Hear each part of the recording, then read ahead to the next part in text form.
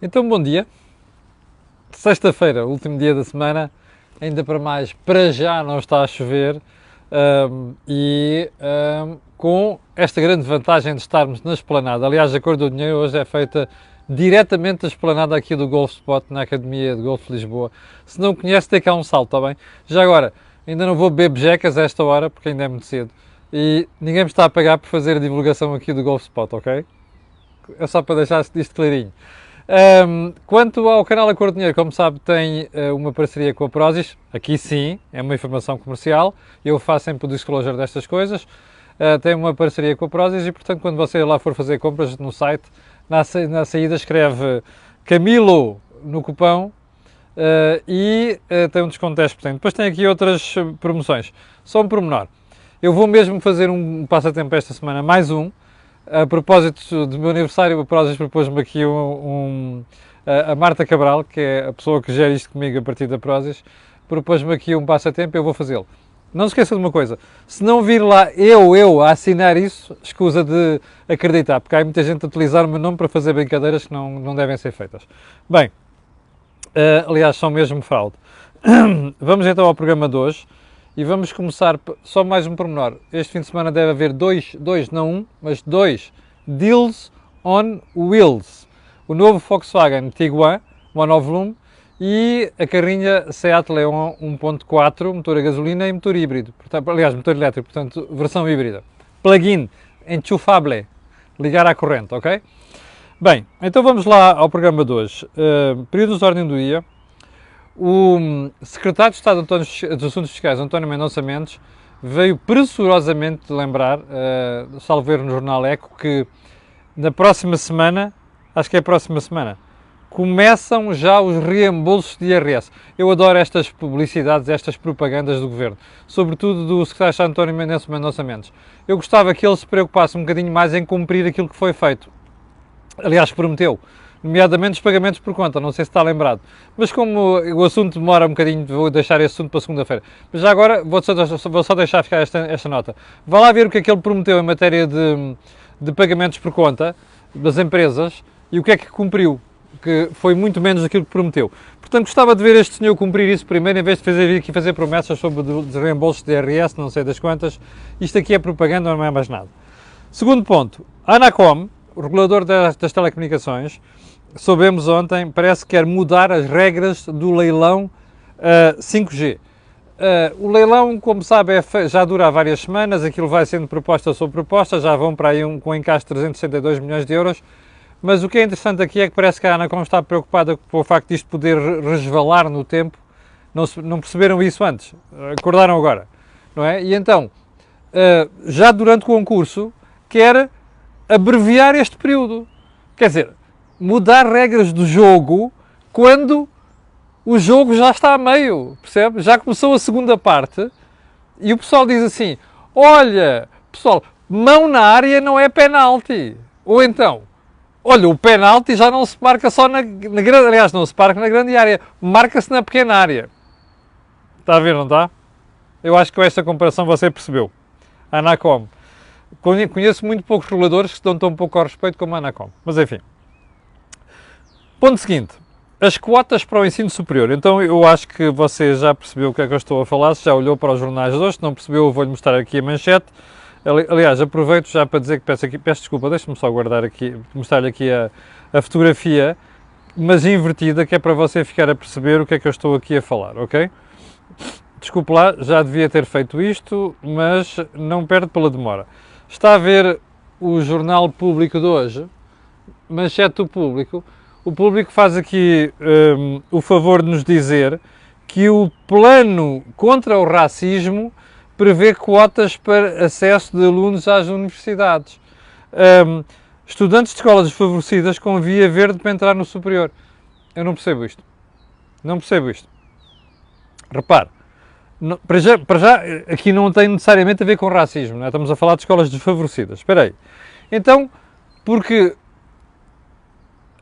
existe uma situação particular, whatever that means, escola desfavorecida, a malta tem de ter acesso ao ensino superior? Não. Desculpem, não. O acesso ao ensino superior tem de ser guardado para quem é competente, para quem estuda. para quem se aplica. Você dirá, mas naquela escola tem um problema. Então o Estado que vá resolver o problema daquela escola. Ou seja, faça um level playing field.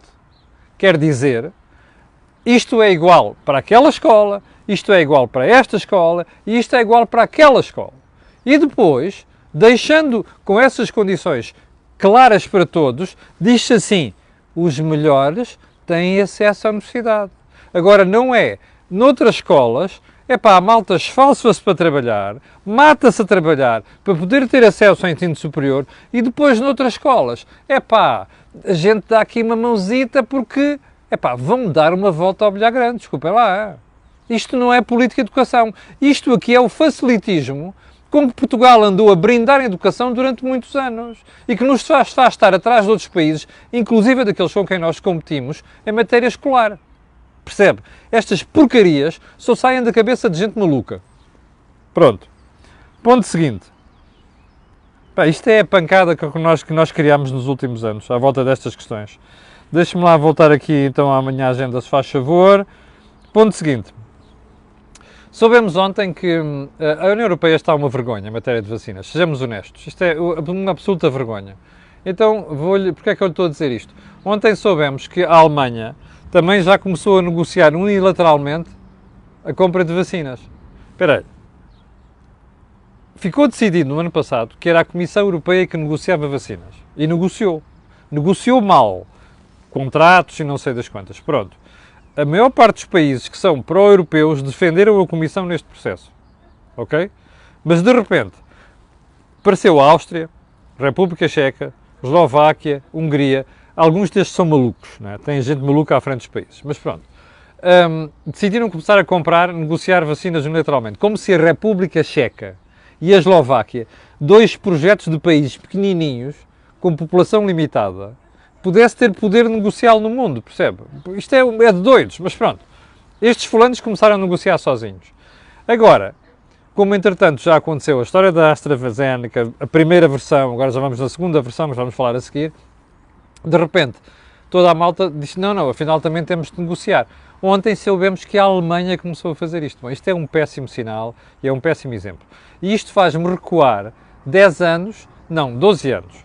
Crise financeira. Lembra-se da crise financeira? E depois do impacto no euro, nessa altura dividiu-se toda a gente também. Isto é muito mau sinal para a União Europeia, porque mostra que em momentos de dificuldades, este cimento que cola os países estala. Ora, é fácil imaginar onde é que isto pode acabar, não é? Mais tarde ou mais cedo. Portanto, não faz sentido. Os países estão preocupados com a imunidade de grupo, acho muito bem. O que não pode acontecer é, hoje, quem negocia é a Comissão Europeia, amanhã é cada um de nós aí no mercado a ver quem é que dá mais. Bom, aliás, as empresas farmacêuticas devem adorar esta marmelada, não é? Estes leilõezinhos. Devem adorar, que é só puxar o preço para cima. Bom, ponto seguinte. Ontem parece que a DGS, o Infarmed e companhia decidiram a seguir a orientação de outros países, que é, não há vacinas da AstraZeneca para quem está abaixo dos 60 anos. Eu não sei se vocês reparou, mas vejam como isto muda. Há umas semanas atrás era, a vacina não pode ser dada a mais de 65 anos. Está a ver? Agora é, para dar, é acima de 60 anos. Isto é um péssimo serviço. Estou-me a rir, mas isto não tem piada nenhuma, desculpa lá. Isto é um péssimo serviço para a sociedade, não é? Porque a malta diz assim, mas estes gajos estão malucos, não é? Reparem, agora é uma coisa, depois é outra, vai ver que daqui a uma semana aparece uma formulação completamente diferente. Por causa da história dos coágulos, dos trombos, essa conversa toda. Bom, só tenho uma coisa a dizer sobre isto. Somos um país brutalmente rico, nós e outros países, de vacinas, nomeadamente, não é? Porque isto é complexo de rico que está a passar. Quer dizer, um milionésimo de casos em percentagem de coisa total. Quer dizer, eu suspeito que há mais gente a morrer de quedas, percebe? Sai de porta de casa, cai, bate com a tola no chão e morre com um problema na cabeça, não é? Com uma hemorragia cerebral, do que gente a morrer com estas coisas. E a gente suspende uma vacina abaixo de 60 anos por causa disto. Nossa Senhora. Pá, sério, estamos ricos de vacinas. É a única conclusão que se pode tirar. Bem, ainda sobre esta matéria, o impacto desta história toda na vacinação nos centros de saúde. experimente falar com médicos dos centros de saúde, ok? E não é só das zonas, tem as pessoas mais velhas, tem aqueles mais receio, não sei. Experimente falar, que é para você perceber o que é que está a suceder. A dificuldade que é convencer as pessoas agora a vacinarem-se, não é? O ligar, não se conseguir falar com as pessoas. O ligar e as pessoas disserem que não querem ser vacinadas. Isto é se alguém podia pensar numa estratégia para descredibilizar vacinas, bem, esta era na mousse, não é? Porque isto só, a única coisa que está a conseguir fazer é levar o descrédito a esta história toda. Bem, então vamos lá à agenda de hoje. E a agenda de hoje vai começar por um assunto que eu prometi falar logo na sexta-feira. E, embora não haja decisão, estamos a falar do processo da Operação Marquês e do processo que está em tribunal, neste momento entregue nas mãos do juiz Ivo Rosa. E a grande pergunta desta história toda é: o camarada José Sócrates vai a julgamento ou não vai a julgamento? Então vamos lá começar, primeiro por tentar sumarizar isto, que já são, olha, 7 anos, ou lá o que é que isto já leva, ou 6 anos, não, já é o 7º. Bom, o assunto está nas mãos do juiz há quase 2 anos, ou melhor, há mais de 2 anos. Portanto, isto é uma coisa absolutamente lamentável. Primeiro, porque já se fez o julgamento da comunicação social, já se fez o julgamento da opinião pública. Segundo, porque os elementos todos já apareceram, já estão disponíveis para o público, enfim. Mas vamos lá tentar sumarizar isto. José Sócrates, bom, mas não é só José Sócrates, aliás, eu acho que nesse aspecto aqui a manchete do público, a manchete do público, a capa do público que mostrei há bocadinho, é um bom, deixa-me lá mostrar-lhe aqui outra vez, é um bom sumário desta coisada toda. Então é assim, como você vê aqui por esta manchete, eu acho que a melhor manchete a sumarizar isto é a do público.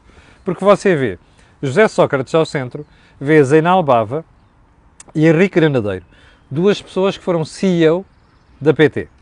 Depois tem Ricardo Salgado, que era um dos grandes acionistas da PT e tomava decisões importantes em relação à PT. E depois de José Sócrates tem Armando Vara. E ao lado de José Sócrates, para cima, está Carlos Santos Silva. Bom, estes são os protagonistas principais da história. Mas vamos a José Sócrates. O José Sócrates está acusado de 3 crimes. Corrupção, fraude fiscal qualificada e branqueamento de capitais. Bom, o que começa a transparecer dos últimos... bom, todos juram que não foram corrompidos. José Sócrates jura que não foi corrompido e Ricardo Salgado diz que não corrompeu ninguém. Bom, e os outros dizem que não tiveram nada a ver com a história também. Bom, eu não quero julgar ninguém, mas há 2 ou 3 coisas que estava a dizer sobre isto. Em primeiro lugar, a questão da corrupção. Começa a ser cada vez mais evidente que é muito difícil julgar corrupção, porque as nossas leis limitam muita coisa. E repare, até porque aqui, primeiro, o mais seguro seria provas indiretas, provas diretas é muito difícil, o que significa que dificilmente os juízes podem querer correr esse risco. Ora bem, mas agora, na fraude fiscal qualificada, no branqueamento de capitais, eu acho que aqui há coisas muito pesadas de que acusar José Sócrates. Bem, o que é que eu gostava de dizer sobre isso? Não quero antecipar mais nada, mas gostava de dizer que suspeito, por aquilo que eu ouvi em certos meios nos últimos dias, e que aquilo que já comecei a ouvir de gente com responsabilidades neste setor, olha, Cândido Almeida, por exemplo, foi uma delas, advogados que estão por dentro destes processos e que estão muito relacionados com estes processos também foi outra. E o que é que vale a pena dizer sobre isto? Provavelmente, com alguma, não se pode dizer com certeza, mas com alguma probabilidade, é possível que o juiz decida não levar José Sócrates a julgamento por causa da corrupção, mas duvido muito que consiga escapar à questão da fraude fiscal qualificada e também do branqueamento de capitais. O que quer dizer 2 coisas. Primeiro, fraude fiscal qualificada e branqueamento de capitais, se for isto que ele for acusado e o juiz decidir que sim, no julgamento principal, então dificilmente, digo eu, se pode escapar a uma pena de prisão. Agora, a questão seguinte é, o que é que vai o Ministério Público fazer? O Ministério Público acusa José Sócrates daquilo tudo, o que é que vai fazer se o juiz Ivo Rosa decidir retirar algumas acusações? Porque não há nada seguro neste momento, nem sequer que venha a ser acusado de fraude fiscal qualificada, nem de branqueamento de capitais. Com muita probabilidade vai haver recurso. O que significa que eu já vi aí alguns também, e está certo, que com toda esta história, o processo pode resvalar mais 2 anos. Repare uma coisa, 6 anos, não é? Mais 2, já lá vão 8. Eu suspeito que ainda vai haver gente do processo que vai morrer antes disto. Porque depois vêm outras coisas. Aliás, o melhor exemplo disso era exemplo que eu lhe falei antes de ontem. João Rendeiro e o Banco Privado Português e os processos em que está envolvido. Sabe há quantos anos aquilo vem? Sabe? Os processos são de quando? Está a ver? Já tem mais de 10 anos. Já agora só uma coisa. Uma história em que eu estive envolvido como jornalista. Banco Português de Negócios. Sabe que ainda há pormenores deste processo que ainda não estão terminados? Está a ver? Isto é a justiça portuguesa. O que nos leva a outra questão. Bom, é preciso mudar o processo penal em Portugal e as leis em geral? É. Aliás, eu ouvi antes de ontem o responsável do sindicato dos juízes, Manel Soares, numa entrevista ao meu colega Vítor Gonçalves, na RTP, uma entrevista muito boa. Tem lá coisas que nós não concordamos, mas a verdade é que o Dr. Manel Soares, juiz, chama a atenção por um pormenor muito importante, que é preciso mudar a lei portuguesa. Porque a lei portuguesa prevê tantos alçapões nesta coisa dos recursos, incidentes e não sei das quantas, que depois dá para prolongar isto no tempo. Eu, como lhe digo, eu suspeito que neste processo da Operação Marquês ainda vai morrer gente antes do processo estarem concluídos. Percebe? Mas se não for assim, eu cá estarei para pedir desculpa. Bom, ponto seguinte. Voltar a um assunto de ontem. Um grupo de personalidades resolveu pedir ao Sr. Primeiro-Ministro para declarar as vacinas um bem comum. E então, qual é a consequência imediata do bem comum? É subtrair isto às leis da oferta e de procura. E quer que o Primeiro-Ministro faça a defesa disto em nível internacional. Isto tem uma história escondida. Está a ser escondida ao cidadão em geral. Percebe? Que é. A ideia é utilizar as leis, que são coisas muito excepcionais, para violar patentes. Bem, isto é de malucos, percebe? É de malucos. E é de socialistas, levados ao extremo do comunismo, que é o seguinte. Repare, primeiro, o mundo não está à beira de nenhuma catástrofe, percebe? Por causa do que está a acontecer. Sejamos honestos. Isto é uma pandemia? É. Não tem o efeito, outras pandemias não têm, não venham cá com estas histórias. Mas uma coisa é licenciar isto a outras empresas farmacêuticas para elas também produzirem vacinas. Lá está, a patente é respeitada. Outra coisa completamente diferente, que é o que esta gentinha quer, é violar patentes, que é para não se pagar nada. Ora, isso não pode ser, percebe? Porque, por uma razão muito simples, imagine que você investe o seu dinheiro todo a criar alguma coisa. Inovação, invenção, o que você quiser. E depois, no fim deste processo, chega alguém e diz assim, olha, eu estou-me a marimbar para a tua patente e para o dinheiro que tu gastaste, eu vou começar a fazer aquilo também, já coberto do esforço de investigação que alguém fez. Você acha isso honesto? Pois é exatamente isto que esta gente está a sugerir. Bem, você dirá, está bem, mas agora é uma questão de saúde pública. E então, não é? Os Estados têm dinheiro para pagar esta brincadeira, não é? A questão é esta. Foi com fundos públicos. Pois é verdade, também fundos públicos da União Europeia, é verdade. Mas a verdade é que também os preços dos produtos neste momento já refletem essas ajudas públicas. Agora, estar a fazer isto, e a mim o que me surpreende, que é chocante, é ver um senhor chamado Aranda da Silva, que foi o primeiro presidente do Infarmed, estar à frente desta brincadeira. Eu compreendo. É assim, se as pessoas querem fazer socialismo, façam com o seu próprio bolso. Não é? Peguem no seu dinheiro, peguem nas suas reformas e usem a favor do bem comum. Não venham aqui propor coisas que são violação clara daquilo que são regras fundamentais de existência na sociedade. Não é? Alguém gastou dinheiro para investir, este dinheiro tem de ser remunerado. Percebe? Este investimento tem de ser pago. Bom, como já percebeu, o socialismo é o principal cancro português. Isto é uma pancada que esta malta tem. E depois já há aqui uma predominância de gente dos anos 60 e até dos anos 50. Gente que no 25 de Abril e no 11 de Março era gentinha que estava lá pelos 20 e poucos anos, percebe? Ficaram marcados por esta questão do socialismo, do comunismo e, coitados, a pancada ficou-lhes, nunca mudaram na vida, não é? E já agora deixe-me só fazer uma pergunta. Esta malta está toda muito preocupada com vacinas. Deixe-me só fazer uma pergunta. E querem violar patentes e o diabo 4 e diz que isto não deve estar sujeito a leis da oferta e da procura, ou seja, leis do mercado. É que, deixe-me só dizer uma coisa, na Venezuela também não há oferta e procura. E há vacinas, e há comida, há bem-estar, ou há violência e não há sequer que comer. Também há socialismo ali. É isso que querem? Quer dizer, juízo. Bem, vou deixar para ficar para a semana, assim já chegamos aos 20 minutos. Deixa-me só dizer uma coisa no processo EDP. António Mexia, há uns 6 meses, e Manso Neto foram suspensos das suas funções e obrigados a pagar uma caução de 1 milhão de euros. Eles recorreram, os tribunais não decidiram nada, para o Tribunal da Relação não decidiu nada.